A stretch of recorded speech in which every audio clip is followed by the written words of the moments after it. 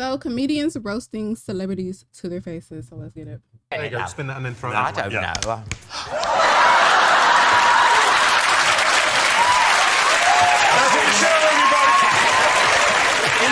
In my head, you had one job. In my head, you were so much better with balls.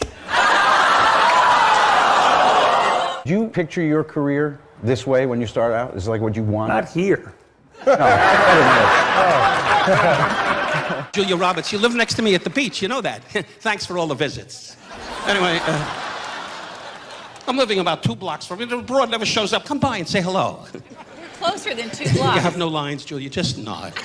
Anyway, I once thought Pete Davidson was just like Obama, a biracial goofball who ruined a once beloved institution, but it turns out I was wrong.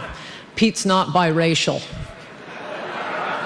Ooh. And now for the man of the hour. Get off the stage. Just imagine a world where I'm George Clooney. That's it. No. Just imagine that world for a second. You're not. Okay, all right. I asked you to use your imagination. Right now? Yeah. And I know I'm a guest on your podcast. Right. But there's no fucking way that you're George Clooney. You're not in the same category. I think that you're not ugly. You're not ugly, but you're not George Clooney. But tonight we're kicking it off with 2 of the biggest names with the smallest bodies and the biggest dicks in comedy. David Spade and Kevin Hart. You got Melania a huge 12-carat diamond engagement ring. You should not have gotten her a diamond. Now she knows what hard is supposed to feel like. She's just smiling. She probably don't even know what they're talking about. Well, I went to private school, so I never did go, like, my teacher never went on strike, so... You went to private school? Yeah. Well, that wasn't a waste of money.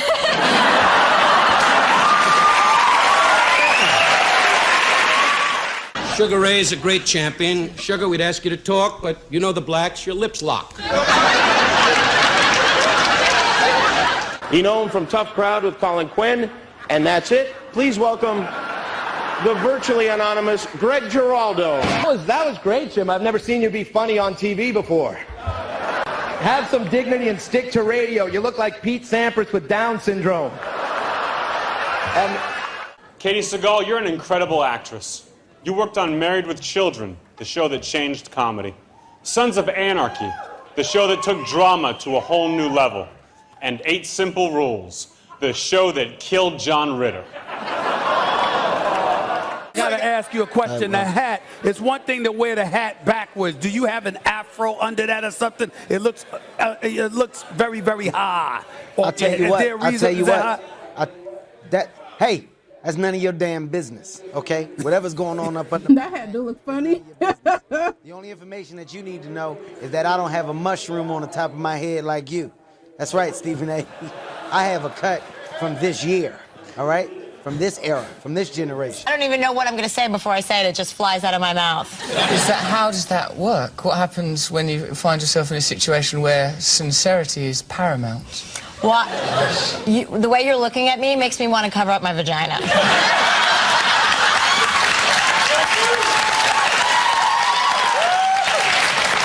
Madam, if I had rubber gloves, I'd do it for you. You look like an Italian dude that drowned and then just still lived.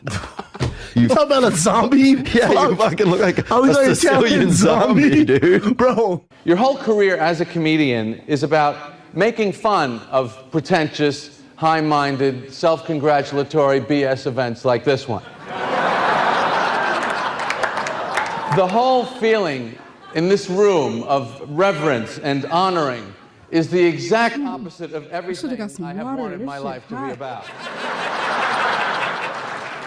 De Niro is sitting there. God bless you, Bob. He's got the beard on.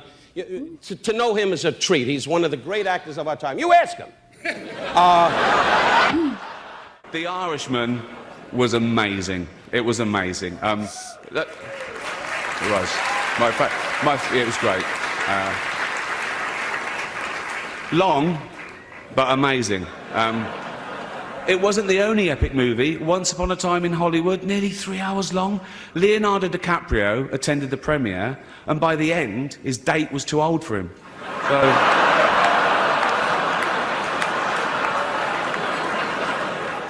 And here I am, you know, I look out, I see President Bill Clinton, you know, I see Secretary of State Madeleine Albright, you know, media mogul Rupert Murdoch, you know, broadcast legend Larry King, you know, pornographer Larry Flint, you know, Dick Morris. The list is starting to drop off a little, folks, but still, you get the idea. It's daunting.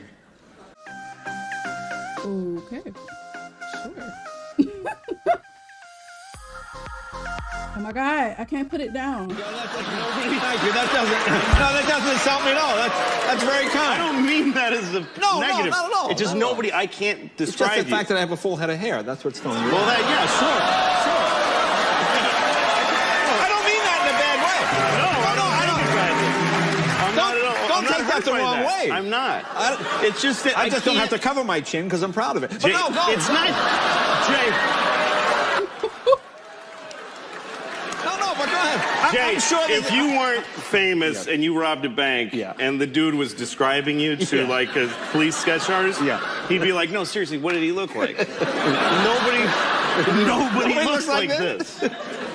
Nobody looks like you. Really? I can't believe I'm looking at you all the time I'm looking at you. Clint, I say it, nobody else has said it, and I say it from my heart. You're a lousy actor. He overacts. Yeah. I'm not too bad at all. I see you've come dressed for presenting Spring Watch. Man, but on your swag, you know. I don't even... Don't talk about my swag, bruv. You wearing fucking pajamas, bruv. Shut up, man. You're like the world's fattest toddler. See, one of the problems I'm running into... Bitch, my chair is going down. Oh my I appreciate God. that, but sometimes they don't understand that I like to get my balls broken. I think it's cool that you think that you only have one problem on the show. Remember the words of a great Negro. I say that honestly. All peoples are alike. We are all working. You live in my neighborhood. I live in yours. Right, Sam? Right. Are you crazy? How many women do you think you've had sex with? I won't tell anyone. I won't tell anybody. Do you think more than me or less than me? Way more than you! This guy's a fucking fuck machine! Way more than you fucking fat fuck! Are you out of your fucking mind? It's not even the same fucking dimension or game!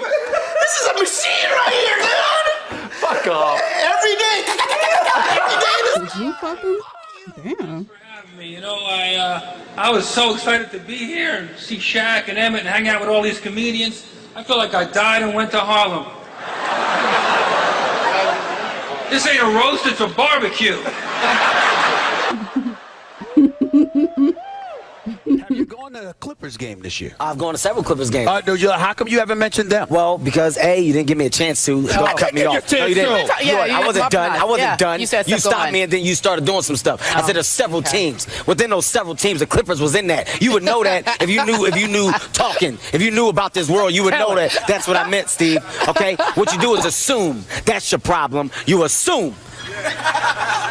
The Clippers are playing great basketball, and I think that the Clippers are at a great place right now. You want to go? Howard Stern has been in radio so long, he bought Robin at an auction. Oh! Hey, I'm not supposed to be roasted. Why do black away? Because we must laugh. That's right. Became the priest. Alec, I first saw you in the movie Pearl Harbor, which was worse than the actual Pearl Harbor. Halfway through, I was rooting for the Japanese. I like race jokes. I like race jokes if they're executed right. If they're like lame and corny, you just look stupid. Like, if you're going for the obvious, the joke is just trash. But I've heard like a lot of funny race jokes. I know a lot of people don't like race jokes because we live in a sensitive society or whatever. But yeah, some race jokes are good. And I mean like punch? Is it punchline? Whatever, you know what I'm trying to say. Like, you know, if the joke is good. And then some jokes are just executed horribly. Like, horribly. But yeah, y'all. That was my reaction. If you guys enjoyed, make sure to leave some likes, comments, subscribe. I will see y'all in my next reaction video.